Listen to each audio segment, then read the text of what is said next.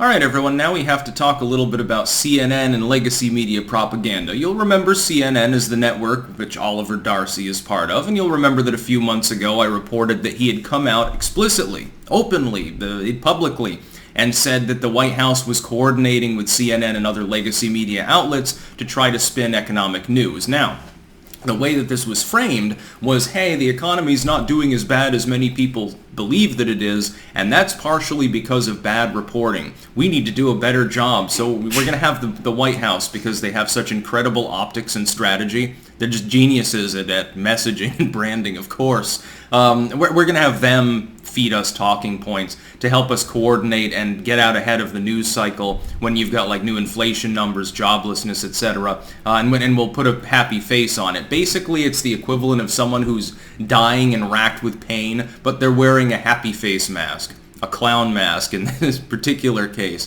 CNN, link in the description, archived of course, making the most absolutely ridiculous economic claim I've seen so far. I think arguably in my entire life. Saying that U.S. households, by and large, are in good financial shape. Yeah, I'm sure it's wonderful. U.S. households, okay, if you're renting, your rent's gone up like 50%. You have a car, you're paying more than double as much for gas. You go to the store, you're paying 10, 20, 30% more for virtually any form of food. The problem is that we haven't even seen, this is the tip of the iceberg, the current economic situation.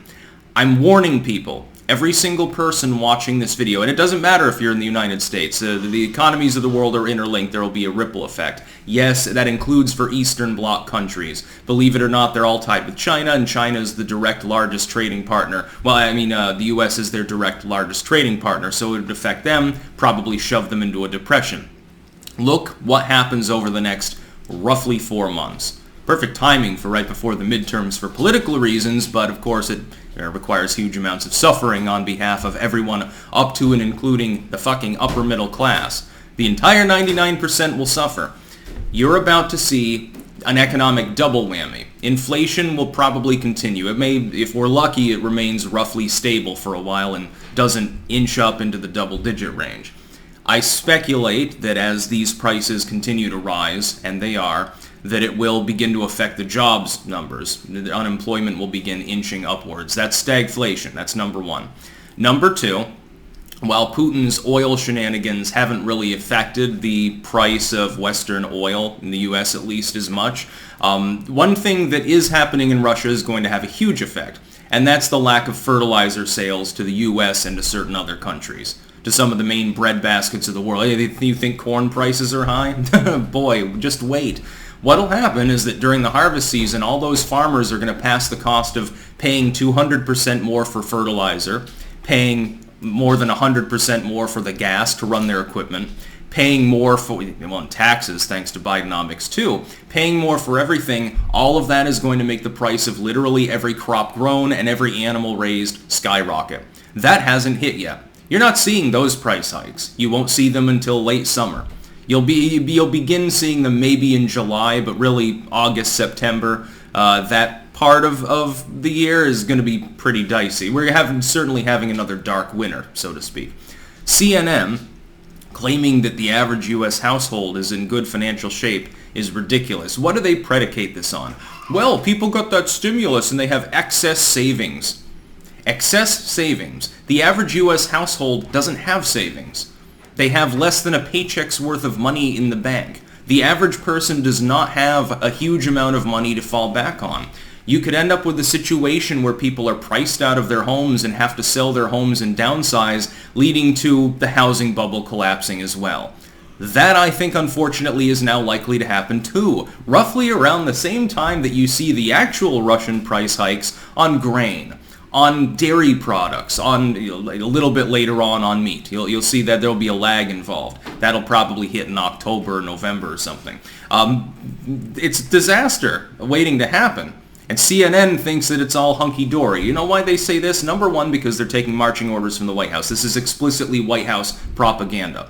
This is something, by the way, that was banned in the United States for a very long time, the government doing this with the media, up until Obama decided to reverse course. Never should have happened. Neither should have given away ICANN, of course, and handing some of the keys to the internet to other countries. That shouldn't have happened either. There is no good financial shape. People in the middle class are now effectively struggling the way that people in the working class were struggling. The working class is struggling like the poor did. The only thing preventing the super poor from absolutely collapsing and ending up doing like a peasants' revolt or something is government handouts, which are predicated on the same spending that's causing the inflationary process to happen. And we're probably a month away from stagflation. I fully expect that will become official. We will be in a recession. Good financial shape. Yeah. This month, I chose to take my insulin, so I have to walk to work. Well, we'll make lemons into lemonade. I've lost plenty of weight. My blood sugar is better now. Thanks, Biden. You made me more healthy because I can't afford to use my car anymore. Stuff like that is actually happening. My own family back home, is not desperately impoverished, but the bills have to be paid and the bills keep getting higher. The cost of everything is steadily rising. Things are going to start looking like a ghost town. Vulnerable communities, especially, not necessarily, not in the ivory tower parts of the country, not in the penthouse America, not in the upper class suburbs like the McMansion blocks and stuff. Those places may not be scathed, but small town America. The Rust Belt especially. Oh boy, the Rust Belt's really going to feel the pressure. Trust me. They'll be voting Republican in much larger numbers than 2016, I speculate, when the 2024 election comes around. I can't think of anyone that I've communicated with, and this is in other countries too, that actually does think that their household is in good financial shape unless they are in the wealthier classes. So they're like, they're a millionaire or something, they're a doctor. Okay, no, I don't notice any real problem. I mean, my neighbors had to sell and move away, and now I've got weirdos moving in next door. There's a dude called Hunter. He really likes laptops and has a lot of interesting white powder laying around his house. They're fine. They're all right. They've probably actually got savings, and certainly if they have to sell their home and downsize, they get quite a windfall from it. What about some little grandma? She's got her 2-bedroom home on the edge of Detroit or something and just sits there in a rocking chair drawing a pension. How the hell is she supposed to afford to even eat? It's going to hit the elderly really hard this winter. Can you imagine people who heat with oil in their homes? How much that's going to suck? Yeah, I'm paying 300% more than I did last winter. Thanks, Joe Biden. No, they'll be getting a space heater and a roll-out flexible solar panel and just making do. They'll huddle up in the same room and close the rest of the house off because they can't even afford to heat it. By the way, things like that, again, they do happen. It happens a lot, actually, in Vermont. Elderly people die every year anyway because they can't afford enough heating oil. Government keeps subsidizing. There's a bunch of charity work and stuff like that. I bet the number of dead elderly people in the state will rise catastrophically. The dark winter is past us. Long live the next dark winter. Thanks, CNN, for telling everybody that they're in good financial shape because they've got excess cash on hand. Oh, they didn't spend their stimulus. That's bullshit. How many savings does the average American have? That's about all. Peace out.